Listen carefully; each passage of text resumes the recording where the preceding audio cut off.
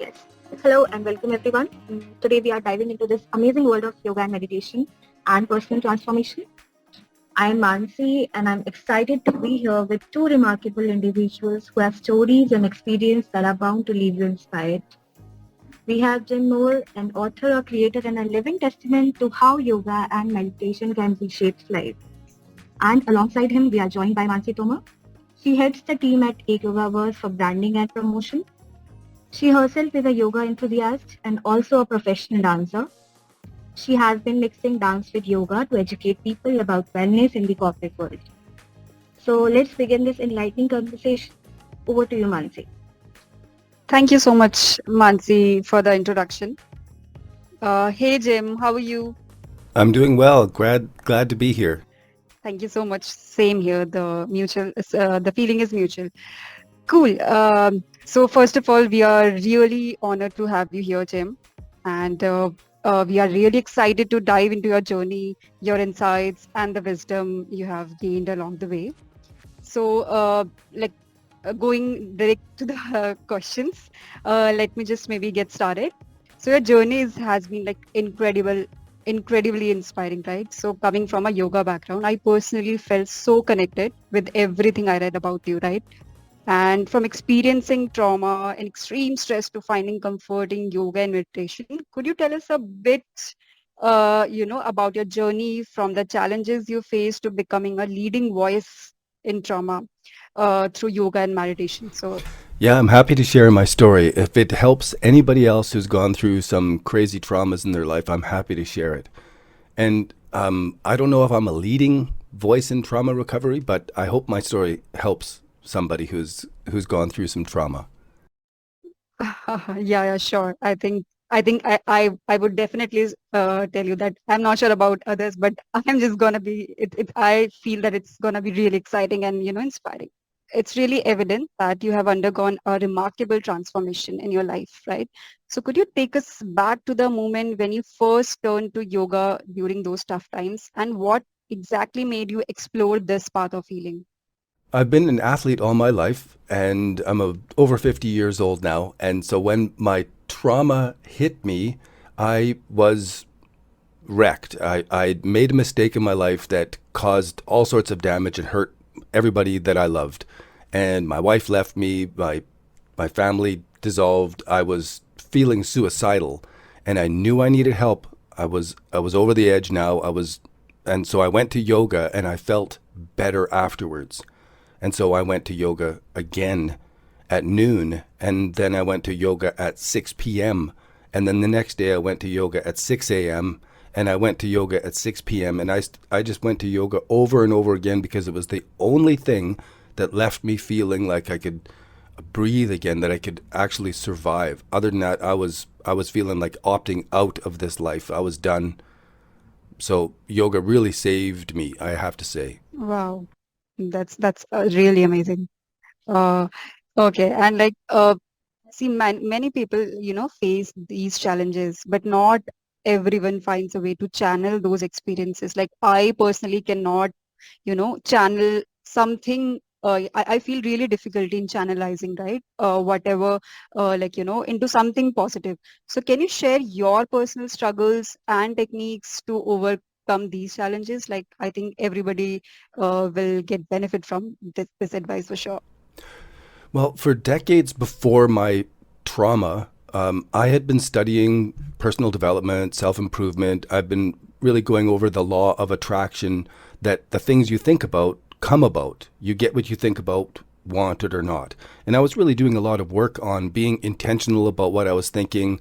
And and yet I was still struggling with anxiety and depression, and I couldn't figure out why I was not getting away from it. And I was working hard at it in many different ways. But it wasn't until I got into yoga that I could actually make use of all of the personal development stuff that I had been practicing.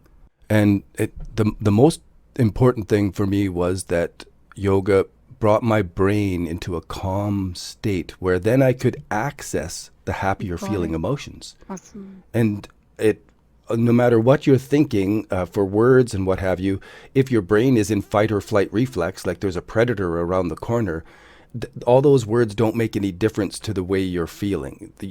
They just don't even fit in your head, because if you're trying to feel happiness while there's a tiger around the corner, it's just the wrong time. Your brain doesn't put both things together.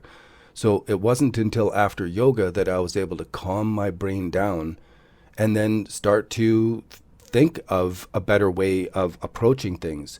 So I had already had experience with the law of attraction. I knew I had attracted the mess in my life. And if I had attracted the mess in my life and I created it, then I knew I could uncreate it. I knew I could go the other direction, and I believed at the time that I could fix the mess I made. And of course, you don't fix it, you just recover from it. Well said. Really well said. Yeah. Good. So going to your, book you have written, first of all, congratulations on your book, Overcome Stress and Thrive Again. We saw somewhere, like you have mentioned somewhere, that there are some 5 stages of stress recovery. I guess there is some chapter or something like that. We were reading in your blogs and all.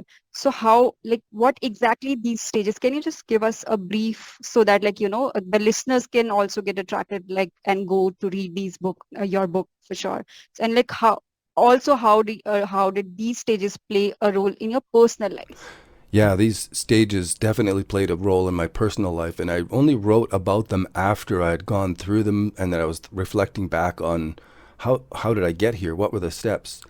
And stage 1 of trauma recovery is journaling.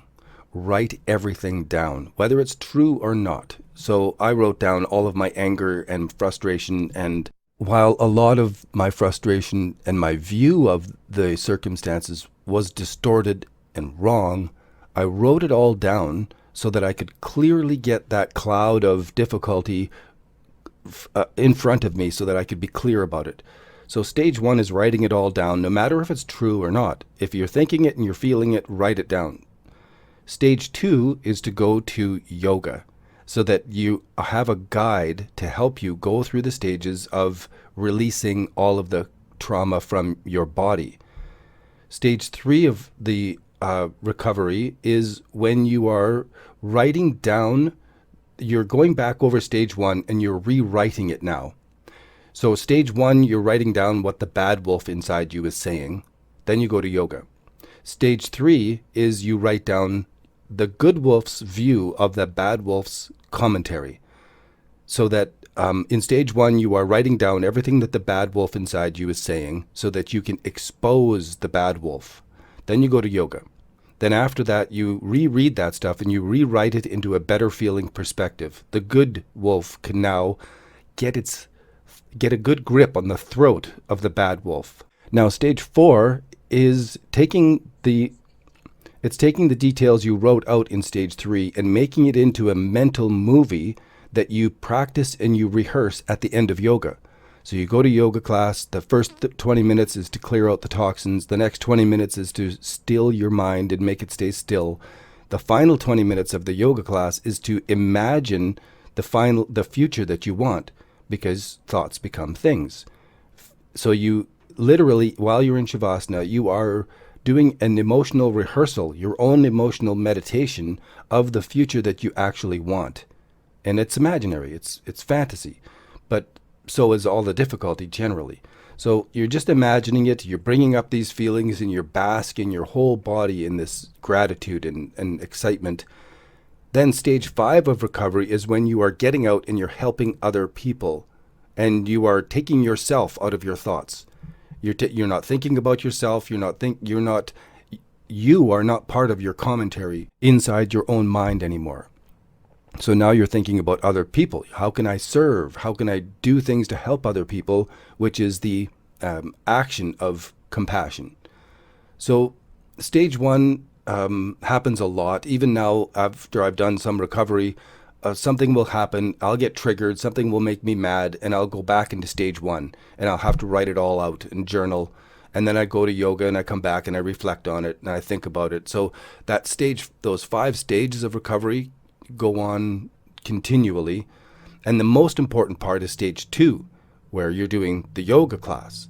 And I've created a 10 yoga class series to help expand out that detail in stage 2 so that you can really detox and really make the most of the shavasana of the class so that you come out of class literally as a different person. You've practiced a different way of viewing the world. So that's my obsession now.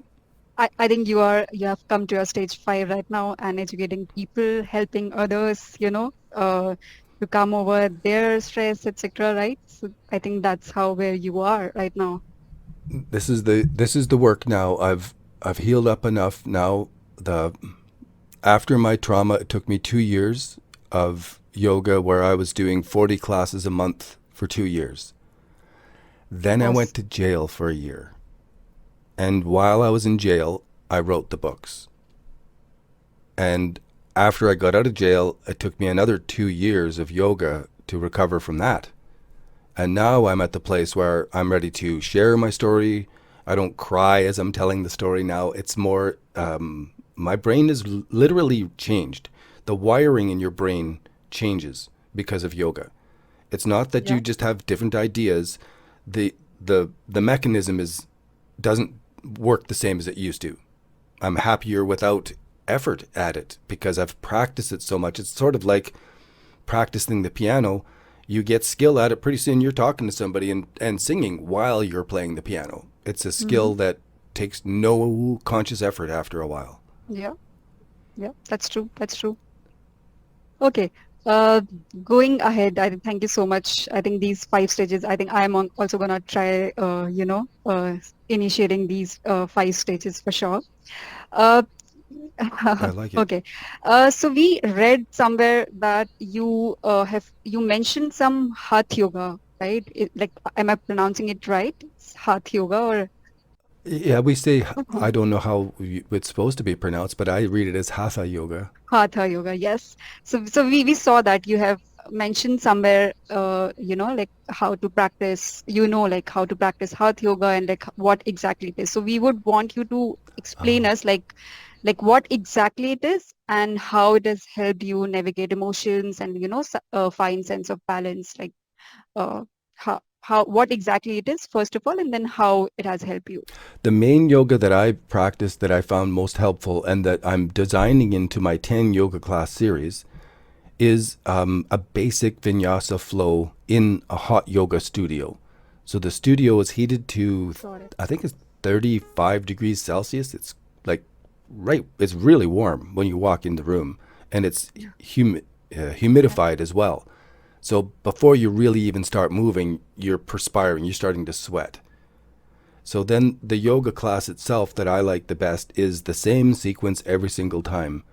So it really works on the center of your body in your core so that you're twisting and squeezing and moving the solar plexus area totally fully so that you're cleaning out all of the emotional chemicals from that area of your body and you're refreshing it. And then you're practicing those happier feeling emotions to bask your whole body with those emotions at the end. So for me, the hot yoga was way more effective than just the cold room yoga, the normal room temperature yoga, because of the sweat.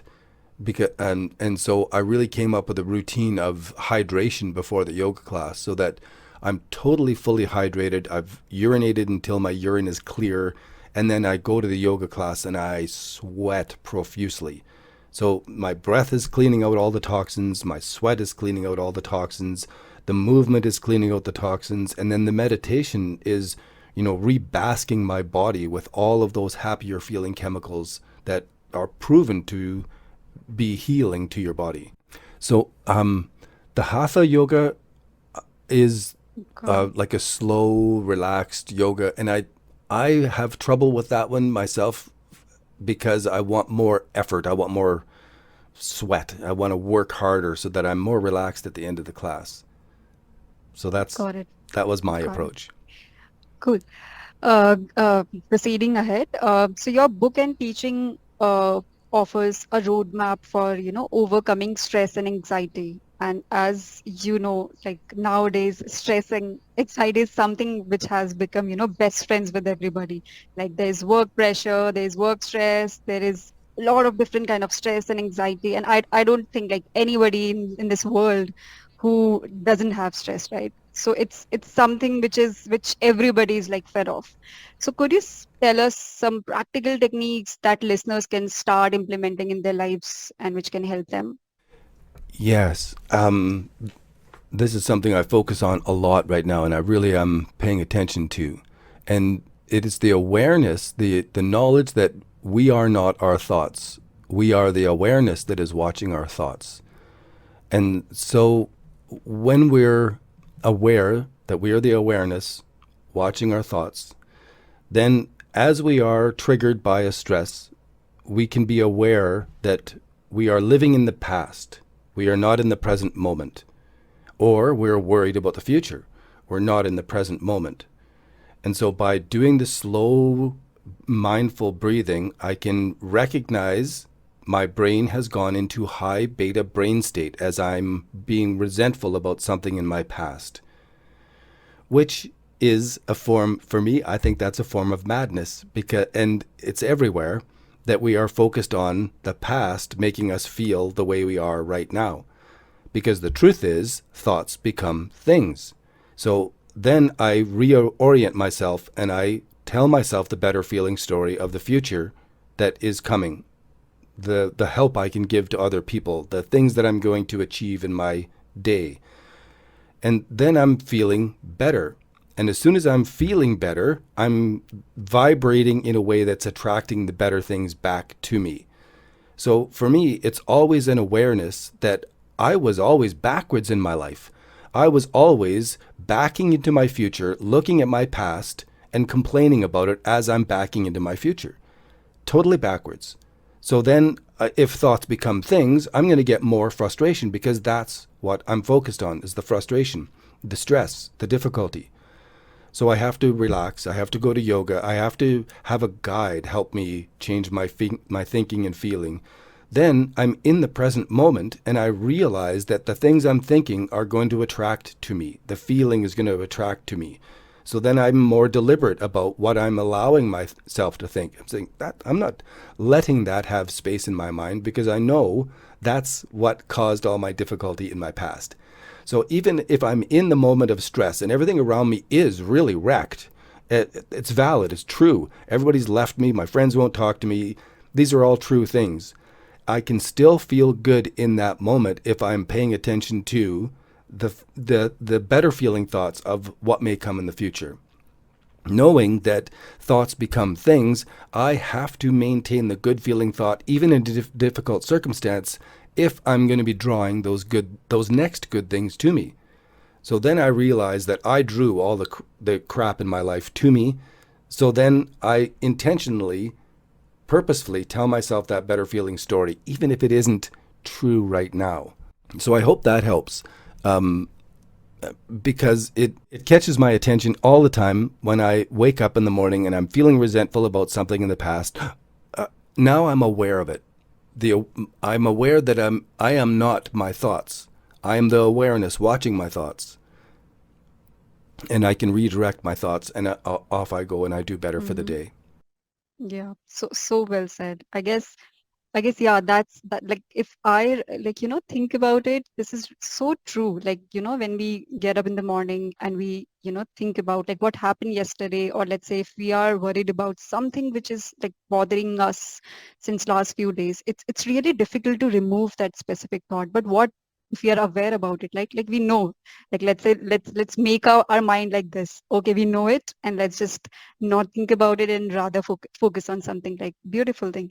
So well said. Like, I think that's how people should definitely uh, overcome this thing. All right, cool. Thanks, Jim. I think going to the last question, but it's not the least for sure. It's more of a suggestion, right? Like, what advice, a general advice, do you want to give to our listeners who might be going through the similar kind of a, not the exact kind of a, life, but like have felt something similar? So what advice or like thing you want to tell to our I users? think some of the most difficult things for me was to send love back to the past for the guidance I didn't receive earlier in my life. In other words, part of me wanted to be resentful that I didn't have a role model earlier in my life when I was a youth who would have guided me about how to use my feelings and my thinking. And I was kind of resentful that I didn't have a guide like that. And yet I know that my parents and everybody around me gave me everything that they had. They were totally loving and really gave me everything that they had. And they couldn't give me this because they didn't have it either. They didn't understand this approach to feeling. And as I visit with my parents these days, I see they don't have this approach. This is not the way they view the world. They are definitely believe that you cannot control your feelings. Things happen and you just feel according to what's coming to you. They're definitely outside in, where the outside world makes them feel inside the way they feel. Whereas since thoughts become things, you must manage your own energy, and then the good things will come to you, and then the success will come to you. So I recognize that I didn't have the leadership earlier in my life. I had to look elsewhere for it. And then I had to get loving about the past so that I'm actually feeling compassion and empathy towards the people who really should have guided me differently, but they actually need the guidance too. So as soon as I'm recognizing my brainwave state, and that through all my life I practiced being resentful and frustrated, then my body actually got used to being frustrated and anxious. And as soon as I'm thinking happy or feeling thoughts, my body reminds me, oh, you should still feel angry. Until after I went to yoga, and yoga clears that stuff out of my body, and I can hold the happier feeling thoughts, and I can practice them until they become my standard, where I wake up in the morning and I feel differently than I used to. And it's right from my body. It's right from the whole base of everything.